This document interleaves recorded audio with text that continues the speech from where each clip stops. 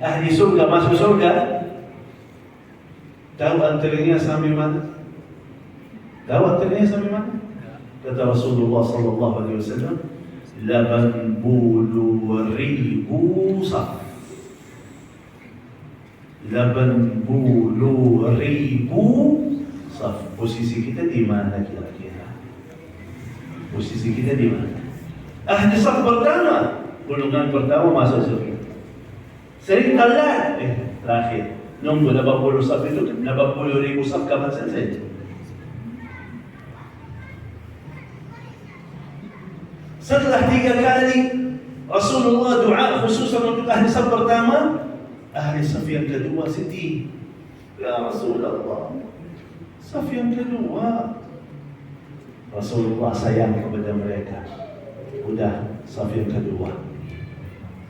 Udah, saf. Bukan, ya Allah rahmatilah ahli saf yang kedua. Enggak. Udah, saf yang kedua. Gitu. Untuk apa? Biar anda semangat datang ke masjid lebih awal dan menjaga saf pertama. Mohon maaf, ini masalah besar di Indonesia. Di Indonesia kebiasaannya orang Indonesia masuk duduk di belakang. Kosong di sini, duduk di belakang. Rugi, kesian. 3 kali doa Rasulullah untukmu, akan Allah berikan rahmat untukmu. 3 kali dari Rasulullah saja. Mana bapak-bapak duduk di belakang di sana. Begitu ada ini saf pertama, ada 1 kosong. Ini ada 2 bapak-bapak di sini saf yang kedua. Silakan Pak. Ya, silakan Pak. Silakan Pak. Silakan. Mahal ini. Ambil. Kau silakan Pak. Ambil nasibmu. Begitu kalau ada orang terasakan apa itu masjid, baru akan datang dalam senang hati. Rasulullah sallallahu alaihi wasallam dalam hijrah dari kota Makkah sampai kota Madinah, perjalanannya jauh. Mohon maaf, jamaah umrah naik bis, ada AC-nya, makanan minuman sudah siap. 6 jam perjalanan kalau naik bis, terasa capek. Rasulullah sallallahu alaihi wasallam dari Makkah keluar sampai kota Madinah naik apa? Naik apa? Naik apa? Perjalanan jauh, jalan kaki.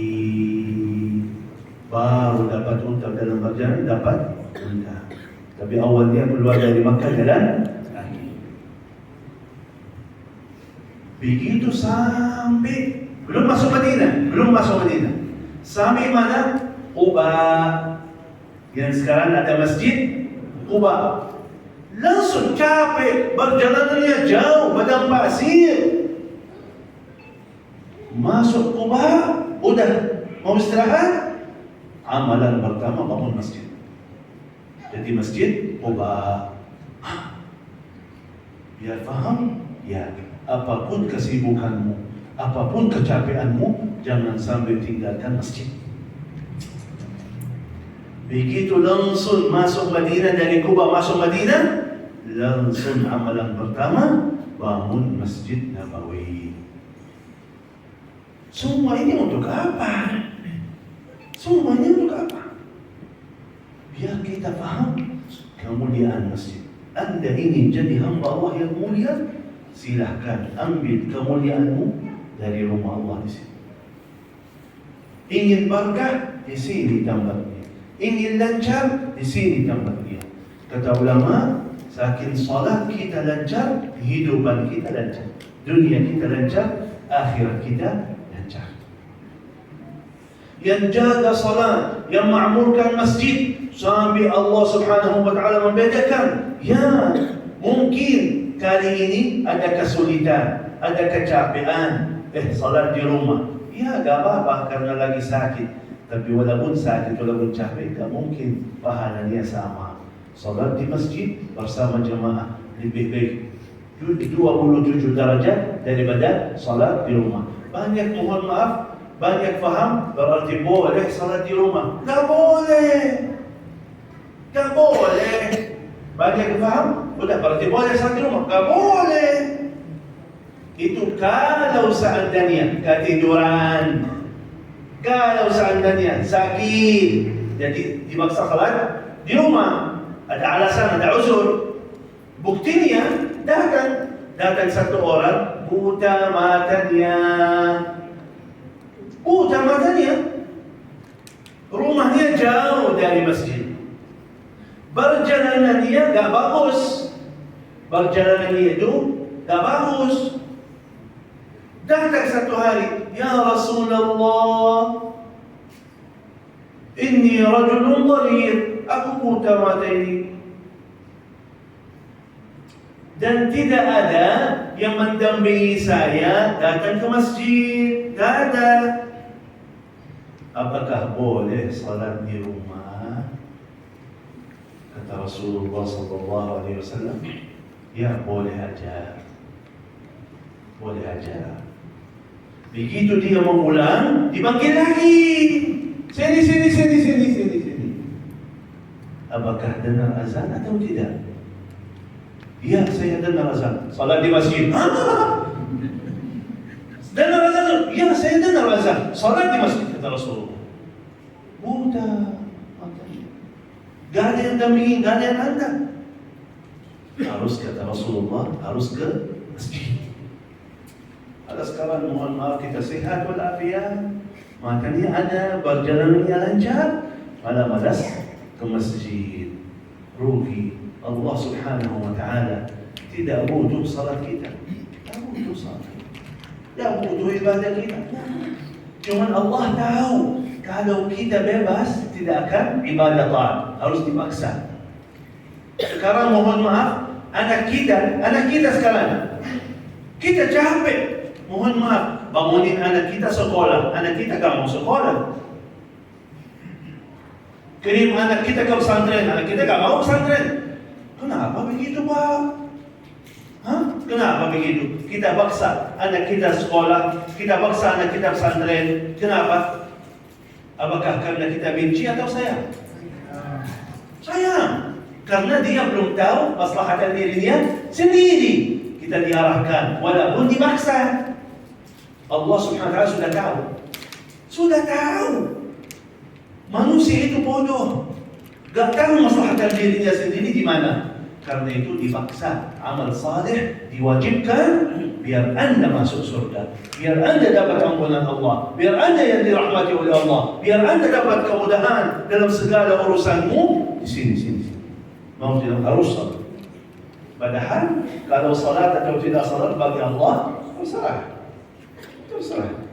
Tapi karena Allah sayang, Allah mau mengampuni dosa kita, Allah memberikan pahala bagi kita, Allah ingin kita selamat dari neraka dan masuk surga. Diberikan amalan yang luar biasa sederhana, tapi pahalanya luar biasa.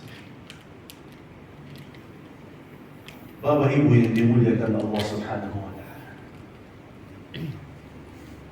dalam belajaran kita fikih, kita belajar bagi Allah Subhanahu wa ta'ala. Kalau antum menjadi orang yang baik, tapi untuk dirimu sendiri bagus baik. Jadi antum menjadi orang saleh, anda salat, anda ibadah, anda ta'at, anda baca Quran.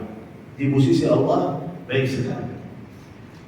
Tapi ternyata anda lebih baik lagi, lebih mulia lagi di mata Allah, lebih dicintai oleh Allah kalau antum kebaikan-kebaikanmu bukan untuk dirimu sendiri, tapi disebarkan kebaikan-kebaikan.